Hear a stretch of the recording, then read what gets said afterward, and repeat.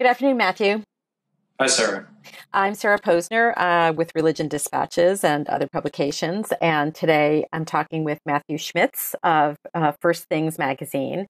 And we're going to talk about last Friday's Supreme Court decision legalizing same sex marriage across the country in Obergefell v. Hodges. So let's just start out talking about the opinion, the majority opinion, the dissenting opinions themselves. And then I think we'll talk a lot more about what's going to happen going forward, both for the LGBT rights movement and for progressives and for conservatives. So, tell me, what did you think of the opinion? So the majority opinion, written by Kennedy, had very stern language about the virtues of marriage. I thought that language was overblown, disconnected from the reality of America, where fewer and fewer people are getting married, both for voluntary and less voluntary reasons, having to do with precarious economics, and even where in America, where even those who are getting married are getting later. So I thought that rhetoric was a bit overblown. And in the dissents, you had Scalia saying this represents the end of democracy. Basically, that was the title of the 1996 First Things Symposium, "The End of Democracy," where it said, is our judiciary usurping democratic prerogatives, Do you think making America not a government but a regime? do you think Scalia was drawing on that? Yeah, I think so. Mm-hmm. I mean, he doesn't cite it, but the parallel is very clear to anyone who's in the world that Scalia is very much in, which is one of conservatives who are faithfully religious. But more than the end of democracy, it seemed like I mean, is this really undemocratic? I mean, even if support for gay marriage is overstated by polls, we have seen kind of popular swing in favor of gay marriage. So I don't know if this is so much a violation of kind of. I mean, it's procedurally a crock, I think, but it's not as though it's going totally against the popular will. It's probably more of a problem for constitutional interpretation, the integrity of our judiciary. Anyway, so but the thing is, sorry, I would say that basically, though, Scalia, it's striking. He says, I don't really care if gays get married. And you had, themes like that running through all the dissents. So basically you have a substantive claim by Kennedy saying marriage is good, marriage should be given to gays. Conservatives, the dissenters, not engaging on that substantive question, only really offering procedural objections. This is not how constitutional interpretation should go.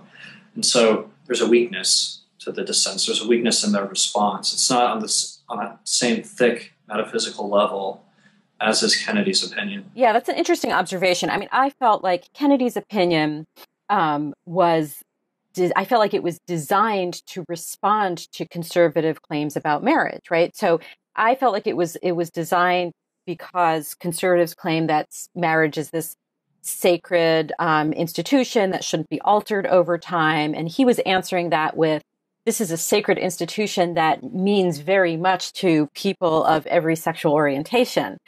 So I felt like he was anticipating something that the conservatives would respond with, or he was responding to arguments that had been made in briefs and oral arguments. But it was very, I mean, I have to admit, when I read it on Friday for the first time, I felt like it was like sweet and touching that a sitting Supreme Court justice would talk about people's relationships and people's love and so forth in that kind of very sentimental way. But I mean, like you say, it's like a little bit much the way he does it. But I really felt like it was perhaps like an overreaction or an overcompensation for responding to conservative arguments. But I did feel like he drew on precedents of the court that, to me, as somebody who used to be a lawyer but isn't anymore, it felt right to me in the sense that he was drawing on the court's own precedents from basically Griswold versus Connecticut through Windsor. So there's that passage where he talks about those four lines of cases. And I think that the conservative dissenters did not really respond to that specifically. And I think that they responded in a way that reflected their animosity towards the Griswold line of cases and what they've called the privacy penumbra, rather than responding to, well, does this really fit within the precedents that we've set in this court, which is what I think the court should be doing anyway. That, to me, is correct constitutional interpretation. So anyway. Right. Well, didn't Scalia say with Lawrence that this is going to bring gay marriage or something? Or I feel like there was some... Windsor. He did in Windsor, so okay. His dissent in Windsor. So that was just 2 years ago. Right. And so he said something like it would be inevitable. So he admitted that the court's precedents were moving in that direction. And then that's exactly what Kennedy went with. So I felt like the dissenters were having an argument about, whether the Constitution is a document that should be interpreted over time, or, so it's the old originalist argument, and they didn't really answer to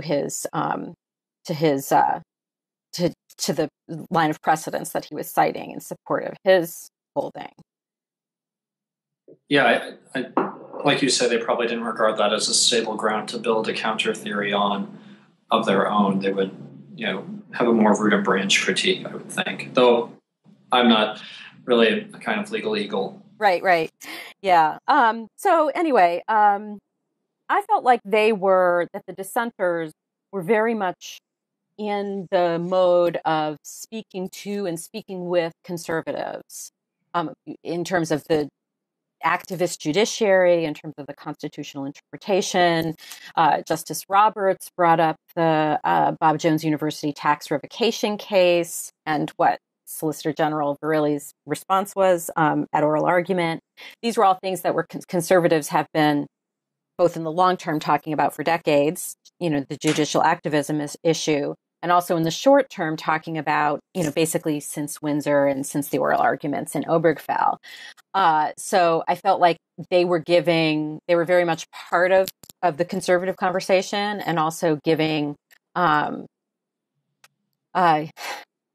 supporting those kinds of arguments and giving a legal piece of paper to work with for conservatives to make those arguments going forward. Yeah, I don't know how useful the dissents will be in making the arguments. I do think, tax exemptions are going to be on the table. Mark Oppenheimer wrote against kind of tax exemptions broadly for Time Magazine, not just I think for religious institutions, but I think sort of for any nonprofit that isn't really obviously and immediately valuable. And there have been a lot of people who would say, well, who have been ready to say in the past, how valuable really are churches? Should we give them these property tax exemptions, yada yada? Let's keep them out of our subdivision, this and that. But I think if people like Kennedy and those who share his reasoning are serious in saying that the conservative view that marriage is only between a man and a woman, and that gay sex is sinful, if they're serious in saying that's hateful, bigoted, and stigmatizing of gays, I don't see how they can avoid going after conservative tax exemptions, Christian tax exemptions, and treating people like the Little Sisters of the Poor, U.S. Catholic bishops, Southern Baptist mission agencies, how they can avoid treating them like Bob Jones. If you have the kind of I've written sincerity of your convictions, I don't see how you can avoid that. Okay, so I've written about this issue and I've thought about it a lot, and my own personal sense is that tax exemptions for religious and other charitable institutions play a very important role in our society, and I am not broadly in favor of getting rid of them. And I think that. And in addition to the Oppenheimer piece, and I think he was arguing sort of broadly to get rid of the tax-exempt status for religious institutions in general, not just ones that are opposed to same-sex marriage. Right, maybe even more than just religious institutions. His argument went pretty broad. Right, and I just before we started to speak, I read a piece by Felix Salmon in Fusion, and he was very specifically making the argument that tax exemptions for anti-same-sex marriage churches should be revoked. Now, I think there's a couple of things I think about this. One is on Twitter, there were some conservatives, because I've written about this before, and I basically have argued that there's not a very significant chance that these organizations will have their tax-exempt status revoked based both on the history and the politics of the situation. And there were a couple of people who came back to me on Twitter after Oppenheimer's piece was published and say, so what do you have to say about that? And I'm like, well, Mark Oppenheimer doesn't set policy. He's a columnist. So it's not proof that this is what the U.S. government is going to do. So for one thing, 501c3 status is part of a statute. It's part of the IRS code. It would take an act of Congress to completely get rid of the exemption for religious organizations. Congress is controlled by Republicans. Even if it wasn't controlled by Republicans, if the Democrats controlled it, I think the political chances of that being taken away are zero, because nobody running for office in this country wants to run on, I introduced a piece of legislation to get rid of the tax exemption for religious organizations. It's just not a politically viable thing to do. So that's one thing. That's like the political piece of it, the legislative piece of it. Then there's the agency policy setting piece of it, where what's the IRS going to do as a matter of policy? Because the exemptions are going to be in place, but then the IRS gets to decide who keeps their exemption, who gets an exemption, and so forth. I think that the Bob Jones case is very, very different in the sense that the courts have always treated race with a higher level of scrutiny than gender or sexuality, certainly sexuality. We don't know what level of scrutiny they would give to sexual orientation. But gender has a lower level of scrutiny than race does. And for example, for decades, the tax exemption for churches that, for example, don't allow ordination of women have been intact. And so even though you could say that under Title VII, it's been the policy of the U.S. government not to allow gender discrimination in employment, they've never gone after the tax-exempt status of the Catholic Church and other churches who don't allow ordination of women, even though you could broadly argue that that's against the stated public policy of the United States government not to permit gender discrimination in employment. Yeah, I'm not immediately concerned by these blistering hot takes from various web outlets saying that we should get rid of tax exemptions for these supposedly bigoted churches. But I am fascinated because I have expected signs of overreach, and I think that these are, signs of kind of intellectual overreach at the moment. Like there was another writer, Jay Michelson, who wrote for the Daily Beast saying, are the dissenting justices encouraging treason? So this kind of McCarthyite response from some writers that's, almost amusing and how hysterical it is.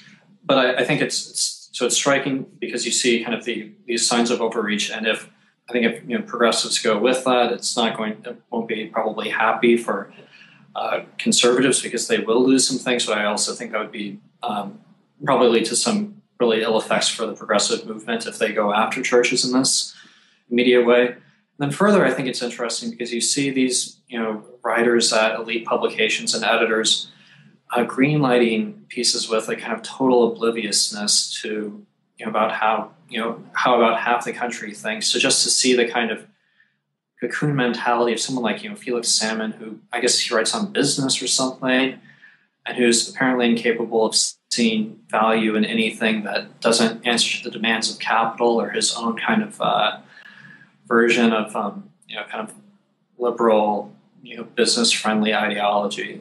So it's kind of, as someone who's a little bit outside the cocoon, has passed through some of these elite institutions while retaining some views that are very controversial within them. It's funny to see the small-mindedness and closed-mindedness of some of my sensible peers.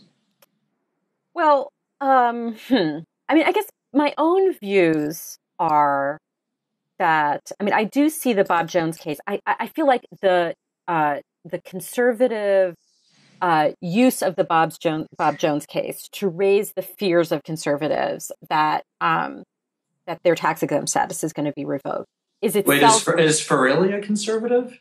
Was No, no, no. He a wasn't. conservative raising conservative fears when he said that? No, he wasn't raising conservative fears. But I think he was speaking honestly as someone committed to democratic administration. I've gone back and listened to listened to the oral argument and read the transcript again.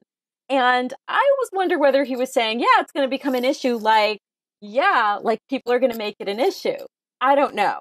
But I have to say that the Bob Jones case, so I do think that under the present political circumstances, I find it incredibly unlikely that the IRS will go after churches for their tax-exempt status over this. Because, for one thing, the Bob Jones case involved schools, not churches, schools that justified their racially discriminatory policies using scripture.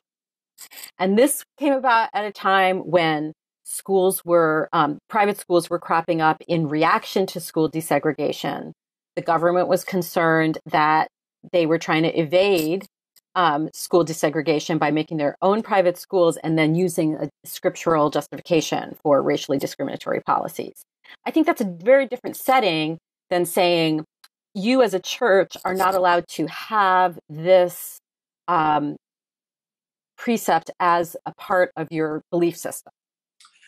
Right. I mean, so I do think that the bulk of concern clusters around these institutions that the state sees as properly belonging to the state: education, healthcare, but that Christians know, not only emerged kind of under the auspices of the church in the West, but in some cases were invented by it. I mean, the first hospitals, as such, we know from the archaeological record and from the historical record, were built by churches as Christian institutions. The Roman ruling class didn't really have this idea of kind of offering these broad medical care and services, and it was something that was brought about by Christian bishops. So if you strip for Christians and also for Jews, if you strip them of the ability to minister to the sick and to educate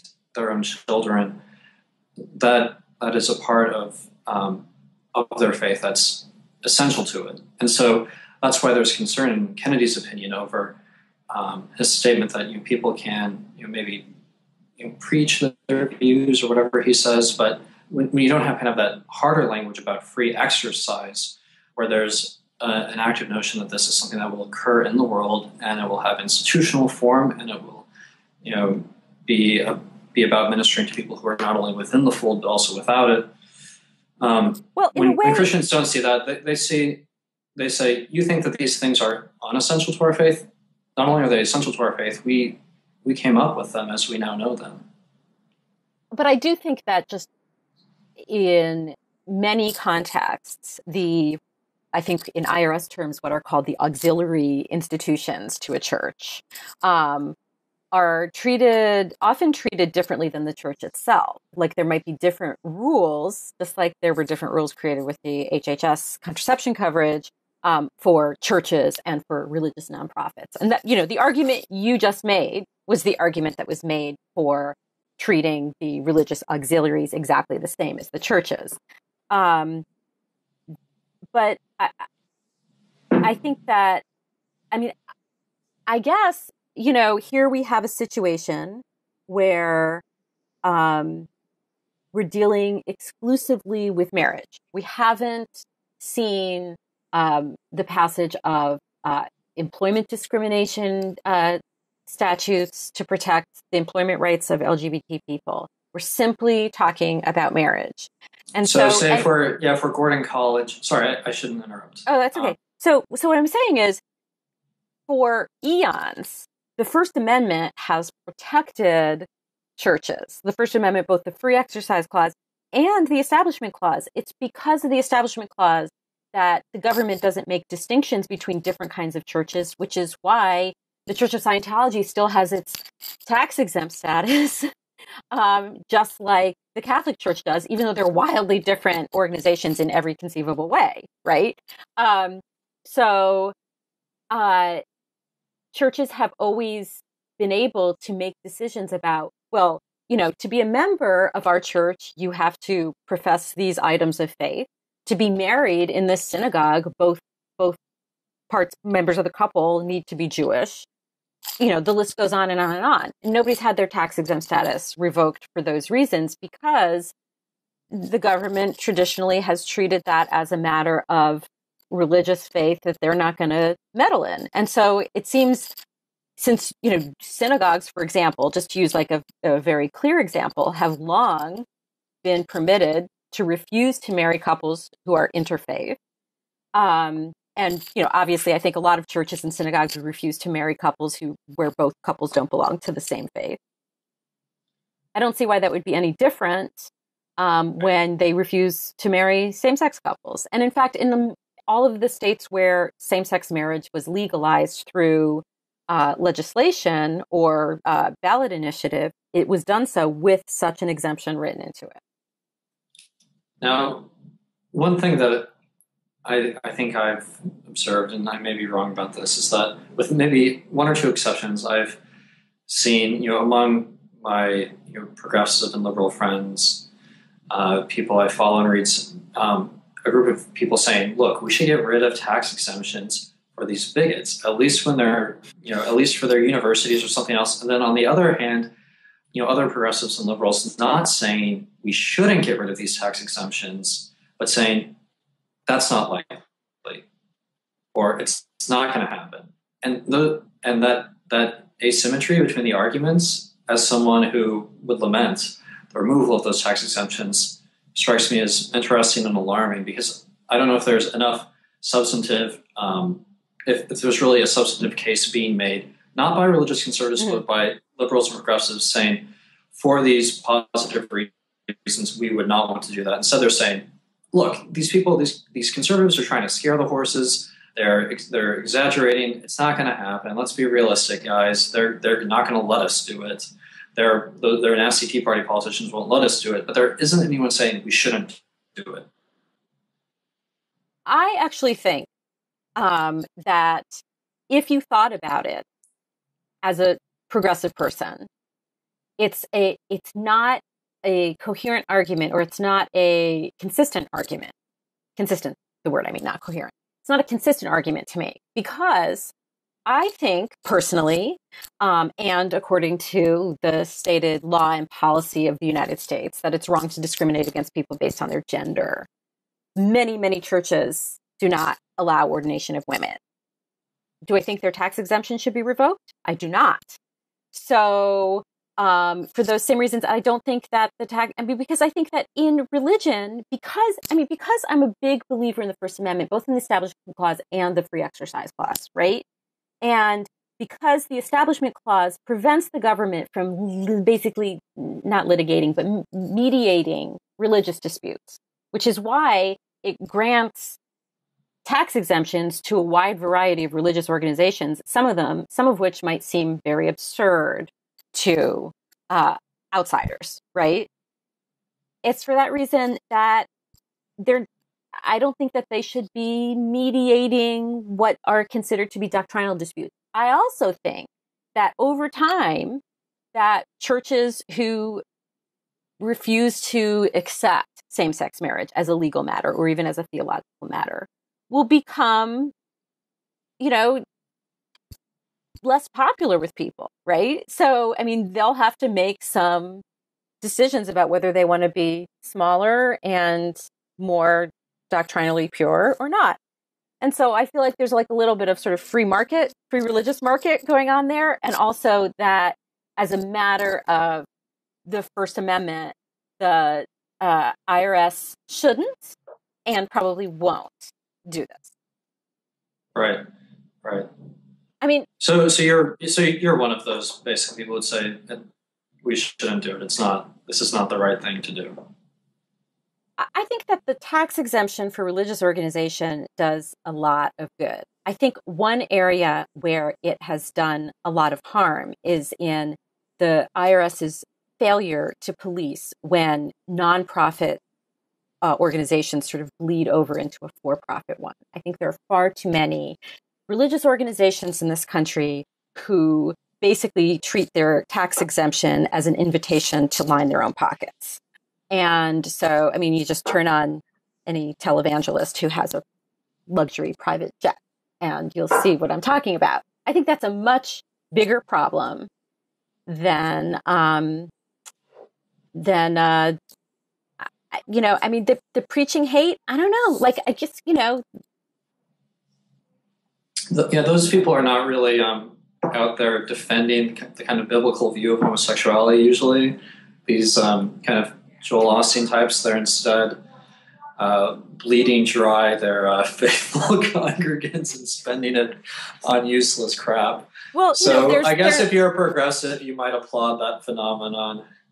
Well, I don't know. I think that there's a lot of televangelists who do preach against gay rights and against gay people. So, but yeah, I don't have like a really thorough or textured understanding of that world. It's been years since I've turned on the Trinity Broadcasting Network or whatever it is. So I guess what I'm saying is, like, to me, there are these big fish to fry in terms of tax exempt dollars that could be taxed and going into the treasury and being used for good for the public in those sorts of situations. Because I also feel like, you know, once the government goes down the road of policing what your religious beliefs are, you know, I don't think it wants to do that. I don't think it should do that. I think that the Bob Jones case was very, very different because of the way it implicated schools and school desegregation.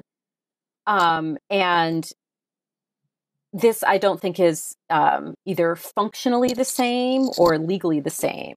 And I also just, like I said, I just think that these arguments to get rid of the tax exemption, broadly speaking, are, you know, they're ridiculous, politically speaking. It's never going to happen. Never. So what's the road that progressives should go down other than the tax exemption revocation route? I mean, you know, if you scored this huge victory, what's next? I think they should focus on passing legislation to protect the employment rights and rights to public accommodations for LGBT people. Those are the sorts of things that they should pursue. I believe that the employment arena is the next phase of that kind of advocacy. And I think that there are a lot of progressives and a lot of LGBT rights activists who have their eye on that ball and are not concerning themselves with tax exempt status being revoked. And that's a fight that's going to happen in the legislative arena, both in Congress and at the state legislative level. And, you know, that's something that's people are going to decide how to lobby their legislatures on that. Legislators are going to decide how they feel about that. Maybe that's going to be the next phase of conservatives being very upset about the progression of gay rights in this country. But I think that's the direction, that's the focus that progressives should and do. Many of them have. I mean, I think that things, you know, essays or columns that people write about the tax exemption do not reflect the work of activists on the ground who are really keeping their eye on the ball of getting of securing full rights for LGBT people. Right. That'll still be an arena of intense conflict. Yes, so, I don't doubt that. Particularly, again, with exemptions, right? Should religious organizations be exempt from a federal law that protects the employment rights of LGBT people? I mean, we've had that discussion already in Congress with ENDA, and it'll happen again. Mm-hmm. So what's next for conservatives? We talked about what's next for progressives, but what are conservatives thinking? Obviously, the Supreme Court ruled, then legally speaking, there are few options after that. But I guess you have presidential candidates talking about constitutional amendments. You have state attorneys general saying that they're not going to grant marriage licenses to same-sex couples. What else? Right. Well, I think 2016 will be one field for this. You'll have people asking GOP candidates to get behind initiatives to protect precisely to protect religious people on precisely the points you mentioned at the end, things having to deal with employment or offering services. Can we or can we not allow there to be Christians who run pizza parlors and who decline to cater gay weddings? Must the social ill be? Is it a social ill that must be stamped out, or are these sweet Christian people whose differences enhance the neighborhood? It's going to be a discussion like that. I don't think there will be probably a broad relitigation of the meaning of marriage. It's going to be how much space can we carve out for these people. People will be urging GOP candidates to to show some real spine and kind of rejecting the legitimacy of this opinion. Lincoln always rejected Dred Scott while still respecting the rule of law. I think it would be great if we saw that from a GOP candidate, but I don't expect that we will. Well, I wonder about that. I have trouble wrapping my mind around the Dred Scott analogy, because Dred Scott was an opinion that took away or kept taken away the rights of people, and Obergefell expanded rights for people. Now, I guess conservatives would argue that that expansion took rights away from other people. Is that the argument? Well, as I've seen it used, it's more of a kind of procedural than a substantive analogy in terms of, look, this is, these are rights, these are not. And that probably reflects differing conservative and liberal instincts on judicial matters generally, where you have, Kennedy saying, this is a good thing, and all the conservatives saying, it may be a good thing, but you didn't come about it in the right way. I don't think there's, a suggestion that the two situations really illuminate each other in substantive terms, but instead that this is an example when an illegitimate opinion has received opposition from an executive who viewed himself as having a constitutional duty to oppose it. So you don't think any of the GOP candidates have done that so far?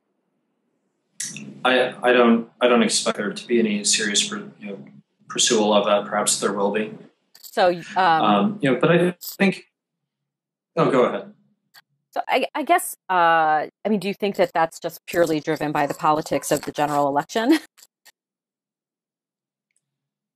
I don't expect that many of these men want to die on this hill, I guess I would say. Right. Or women, is Carly Fiorina running? Well, I don't know. Yeah.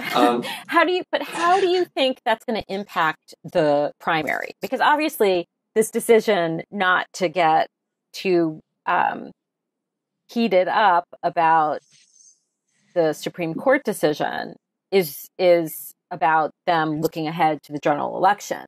But this potentially could not help them in the GOP primary, particularly in states like Iowa and South Carolina and so forth. So do you think there's some hay to be made for the one who might really come out swinging on it? Or do you think that the GOP powers that be really wouldn't let that happen because they know that in the general election, they can't run a candidate who's done that in the primaries? It's hard to know. Republican primaries, you have this dynamic where there are more serious candidates and there are entertainers. In the last cycle, the two men who lasted the longest were serious candidates. Mitt Romney and Rick Santorum, for both their faults, were men who offered serious visions. Santorum kind of talked about these blue collar working class people, and he lasted, but there were a lot of kind of socially conservative or evangelical votes that were squandered voting for other kind of flash in the pan candidates who are angling for a spot on Fox News. And so I think that we'll see some people trying to burnish their names in advance of launching a website or a talk show or something, probably. Right. So, does that suggest that perhaps they would go further than the quote unquote mainstream candidates, but to no real avail? Yeah, at least rhetorically. Yeah. But I think the in terms of the politics of this legal analysis, I mean, the truth is that people like me who believe that marriage is just necessarily between a man and a woman, that it's impossible that it be otherwise. And this is a distinction that's often lost.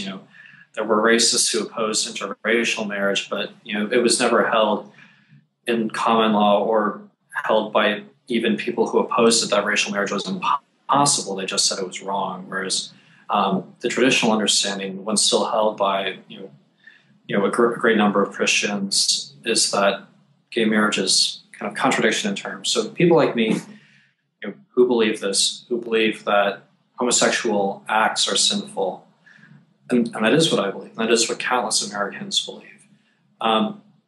They lost the culture. We lost it, and legal remedies and kind of political tactics won't be enough to regain that culture, or to commend that view to people as something that's positive instead of disgusting.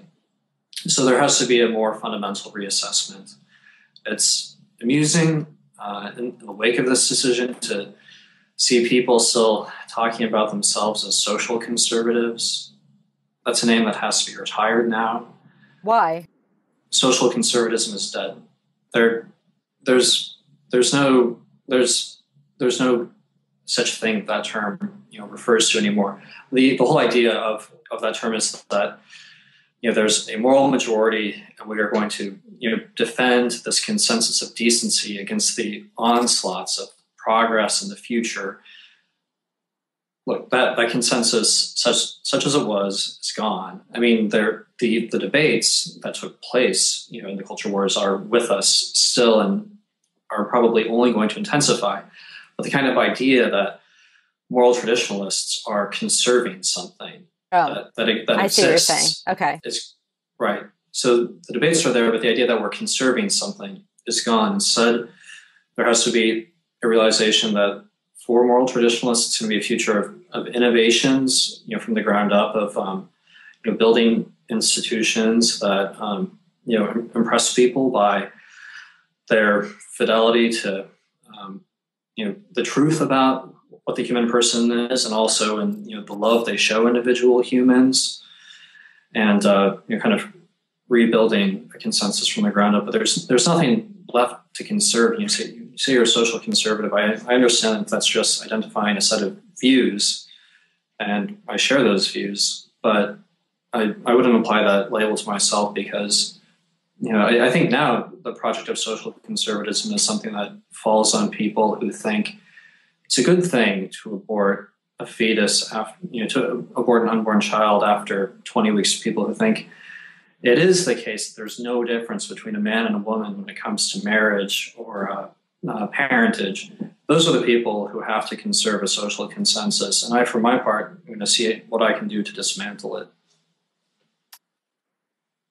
Do you have a better term to describe yourself and your fellow travelers? Not yet. I mean, as a journalist, what word should I use? Is there a phrase that I should use instead of social conservative? No, I think it's useful for you journalistically, and and social conservatives are still going to apply it to themselves. But I think that in applying it to themselves, they're only misunderstanding their task. I see. I'm Let's like, if you use it, I'm not going to tweet at you saying, Sarah, you can't describe us in this way. I'm super offended. You're very nice on Twitter. You would never do that.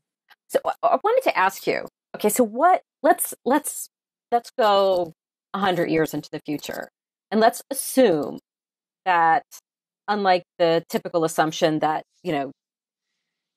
things progress in a way that they don't go backwards. So let's assume that the advance of gay rights continues apace. And then at some point that there's a sea change, and you social conservatives regain what you would call social conservatism. I mean, do you think that that's at all possible? Do you think that's ever going to happen? Or do you think that social conservatives are going to be basically confined to these the Benedict option, or the like that gets talked about quite a bit?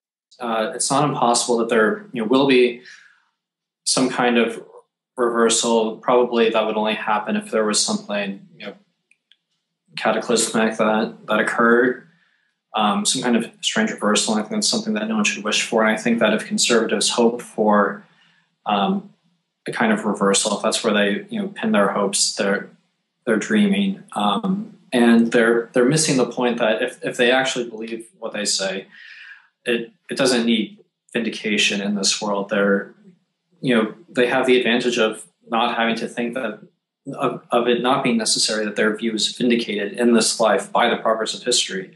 If a Christian really believes the promises of Christ, there's no need that it be vindicated in this life.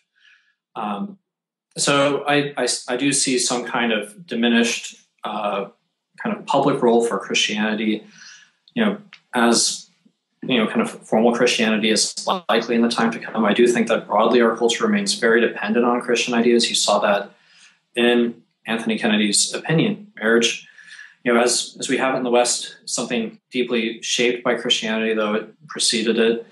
And, the way that he kind of commends it in these glowing terms is a kind of, it's a secular borrowing of a Christian prestige attached to marriage. And so we'll continue to have a culture deeply shaped by Christianity, but where actual Christian institutions and Christian confessions and dogmas are far less influential.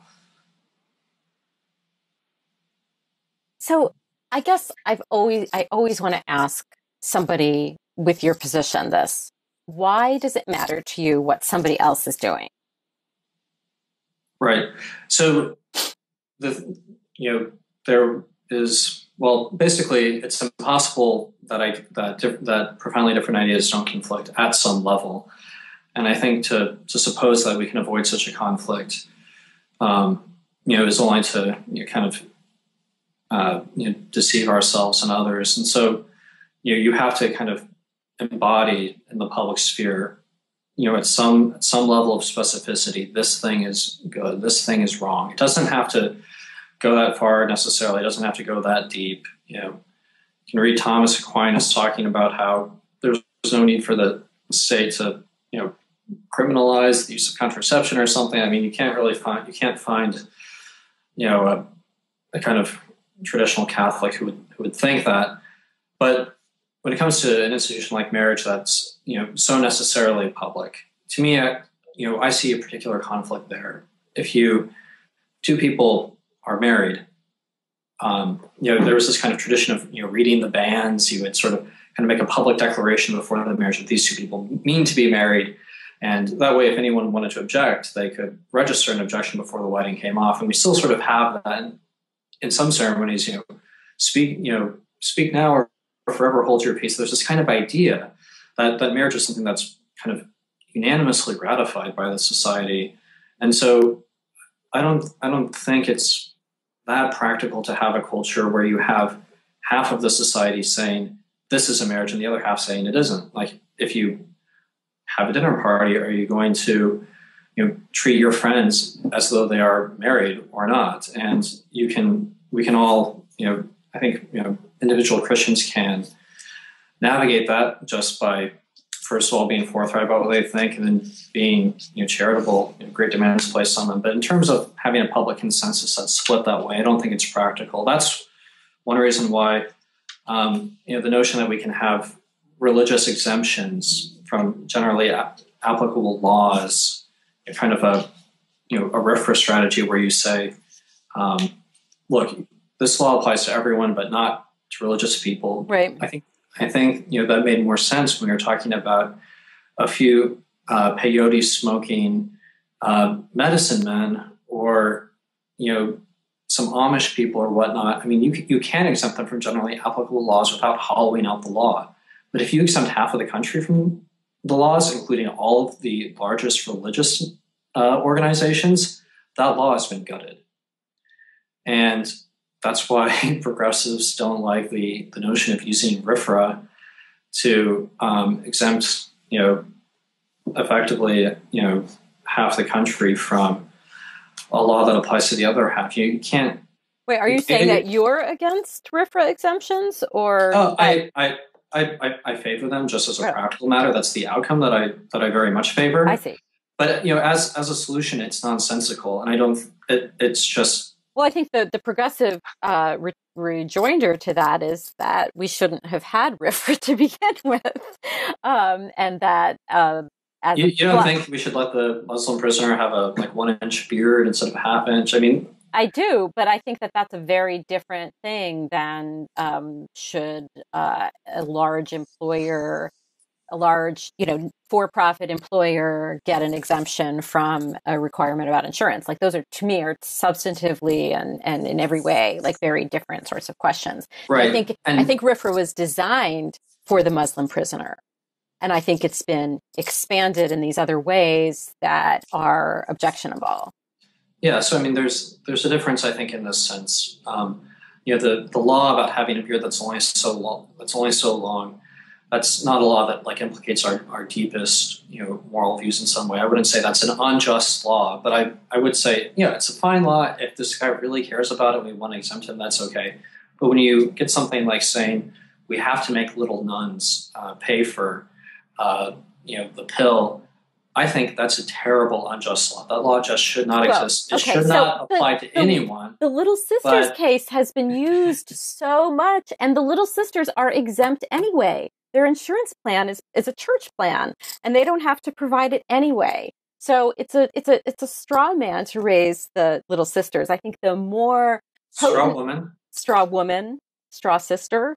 But I think the more pertinent argument is about the Hobby Lobbies because the Little Sisters, they are exempt from having to provide this anyway because they're part of a church plan.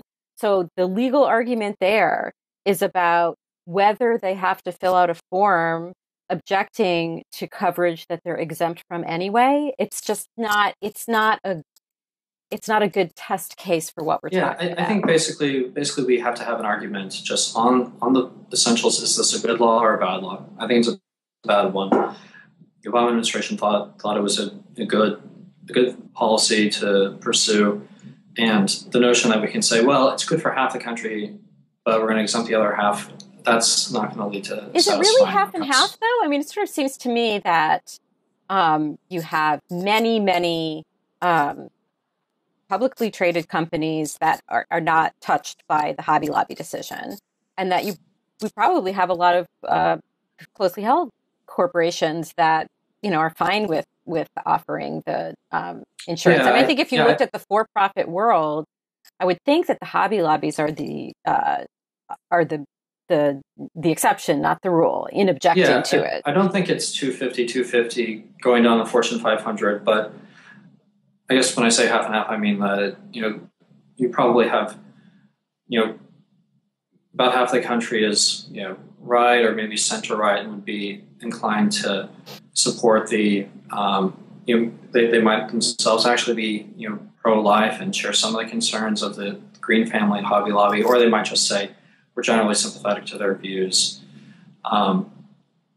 Anyway, I'm not too invested in what that breakdown might be. Right. I'm just trying to indicate there's a much larger kind of dissent from religious groups that make a real claim to the public sphere, and I think that gives progressives the willies. They say, these people are actually contending for public authority in a way that these charming Pennsylvania Dutch people are not.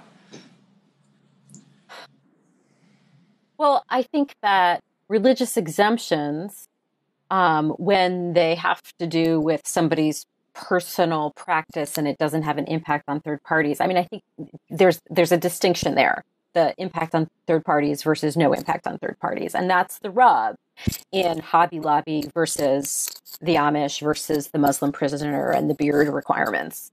And because, who is it really affecting if the Muslim prisoner doesn't have to trim the beard to the specifications of the Alabama state prison system or wherever it was, I can't remember now, versus Hobby Lobby's 16,000 full-time employees who get health insurance through Hobby Lobby.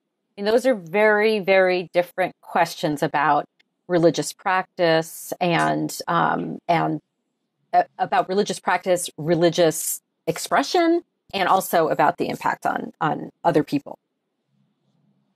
There are sometimes ways to diffuse culture war conflicts, and one would be if we weren't enlisting the consciences of others to buy these things billed as medical services for third parties. You know, if the first party of the government weren't telling the second party to buy this thing for the third party, you know, there's sometimes ways to diffuse these.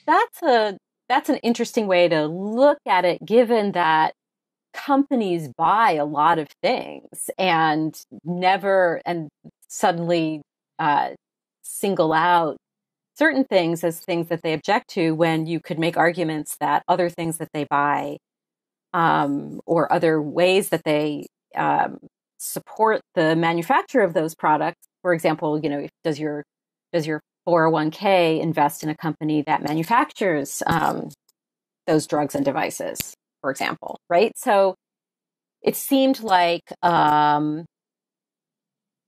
it was a way of singling out an objection that had an impact on third parties. But has there been a complete accounting of things that they might object to? No, of course not, because there's, that's not the way we have protected religious expression in the past, either under RFRA or under the Free Exercise Clause. So, I think the Supreme Court and Hobby Lobby very much expanded the ability to impact third parties with these religious freedom claims. And, it remains to be seen how that's going to, we've strayed from the gay marriage topic, but it remains to be seen how that might impact that, because the Supreme Court has come out in a very different way on same-sex marriage than, you might view Hobby Lobby and Obergefell as two opinions that don't necessarily fit together or come from a sort of consistent view of religion and religious freedom. I agree, and that seems to be, you saw Indiana mass hysteria over Indiana's RFRA, kind of a true moral panic in the greatest old American sense. These, I couldn't believe these people I follow on Twitter, great, critics, poets, translators, living in Manhattan or Paris, tweeting links to the Yelp page of Memories Pizza to encourage their followers to leave negative reviews. And the optics of that are going to look bad to a lot of Americans. It's going to look like a kind of class war and cultural guise. It's this, there's a Tumblr called Racist Getting Fired that's about kind of, a long haul trucker uses the N-word on social media. I used to work construction in rural Nebraska, and it's not pretty. The things that are said on the job site, bigotry there. I didn't like it. Makes things difficult if you don't fit in. My mother worked construction alongside my father. She was a journeyman electrician, just like him. It's not pretty, but the notion that you're going to make all of America think and speak in the way you do by stripping people of very little economic power of their place in society, I think that's not a good recipe for the future of the progressive movement. Okay, I actually think that, and this, I see conservatives do this a lot. They attribute the actions of the most outspoken or the most outrageous to all progressives. And I don't think that most progressives were hysterical about the Indiana RFRA. They thought it was wrong, and they wanted to see Pence veto it, or the legislature amend it, or whatever, or not pass it in the first place. But I think that it's not like the travel bans. I mean, it was they were relaunching the BDS movement against Indiana, which, well, I think it's a way notwithstanding the deficits of Gary, it's kind of it's a way of expressing. I don't think that the travel bans were the same as, going to the Yelp page of the pizza place. and posting negative reviews. I have trouble seeing moral proportion in either one. I don't know. I mean, and that's because we disagree about the underlying moral issues in part, surely, but still. Yeah, I mean, I guess wild. I think that, and I think we're going to see more of this. I think that corporate America is looking to flex its muscle on this issue. I don't think that this was a hysterical thing as much as it was, look, we've had it with anti-gay discrimination. And so we're going to use our clout, which is money, to take a stand on this. And I think that's different from using social media to like drum up it's opposition to a pizza parlor. It's much more pernicious, in my view. We published an essay. This is democracy. It's part of our democracy. Oh, free sure. speech. That doesn't mean I have to like it. Okay. Okay. But we published an article in First Things by Patrick Deneen, who's a kind of who's a great social critic, called the power elite, using a term by the intellectual C. Wright Mills, kind of describing this group of people, the kind of where you have cultural authority and the power of capital aligned to kind of enforce a certain viewpoint. And this essay, The Power Elite, says exactly what you just said, which is that we're going to see more and more of this kind of corporations taking political stances specifically on issues related to sexuality and making those statements in all sincerity, and but also for the sake of good PR. I saw yesterday at the kind of Love Wins March here in New York a lot of kind of BuzzFeed and Spotify and Tumblr T-shirts. Tumblr's on our building here, and it's a powerful thing. That's kind of one of the defining. Gay rights is the kind of defining thing of being like a good and reasonable and nice person. And suddenly, if you're working for a big company and you say we're in favor of gay rights, suddenly you have articles like BuzzFeed ran an article saying like the 50 beautiful corporate logos that changed for the Obergefell decision, and they're like, look at the beauty of these corporate logos. Let's just admire how beautiful they are. Let's set BuzzFeed aside for a moment, okay? And the BuzzFeed clickbait thing, okay? You say that you're coming from a position like this is your morality speaking, right? When you oppose same-sex marriage. Right. For people who support LGBT rights, they are coming from a moral position too, right? Yeah, certainly. So, I think it would be easy to diminish that by saying that it's, good PR or good business. And maybe, of course, it's corporate America. I have, skepticism about that too, and I'm sure that some of that is driven by PR. But for, your ordinary Americans who favor same-sex marriage, oppose the RFRA in Indiana, support, full equality and rights for LGBT people, they're coming from a moral place. So, the opponents of same-sex marriage don't own coming from a moral place. So, and many of those people come from not only a moral place, but a religious place, and a very deeply religious place.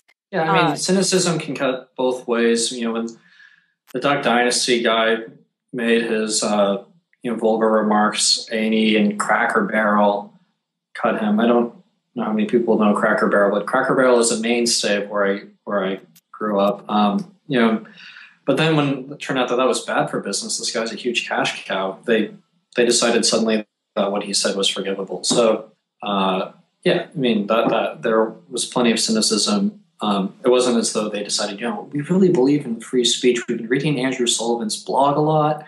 And even though we support gay rights, we think it's totally important to have like a broad civic space. No, they said, this guy's making us money. Let's keep him on. That obviously goes on. But what I'm talking about is your average Joe, and the place that they're coming from. And your average Joe is not going to spend any time going on the Yelp page of the pizza parlor. And they're not looking at it from the standpoint of their company's bottom line. They're coming at it from a place where they believe that people, whatever their sexual orientation is, should have the same rights as everybody else. And you can't deny that that's a moral argument. And so, I think to paint with No, a broad it's brush a these sort of real like argument. stunts with that is a little misleading. That's all. I would just say that I'm not totally willing to retire all of my rhetorical kind of brushes, be they narrow or broad. But I would say that I absolutely agree with that. It's a real moral view, and even if it has excesses and more hypocritical moments like any other, the disagreement is very deep and very sincere. I don't doubt that for a moment. So, okay. So we've been going for an hour, so I think this is good. I think the next time we'll have cocktails, and it'll. That sounds fun. Yeah. So I think we'll try that the next time. So anyway, thanks for doing this. Yeah, thanks, Sarah. And I hope that we can do it again soon, and maybe there'll be more things happening that we can actually. We're not guessing about what the future holds, but there's something actually. I think that these topics are going to stay very much alive going forward. Agreed. So, plenty to talk about. Yep. All right. Thanks. Yep. Take care.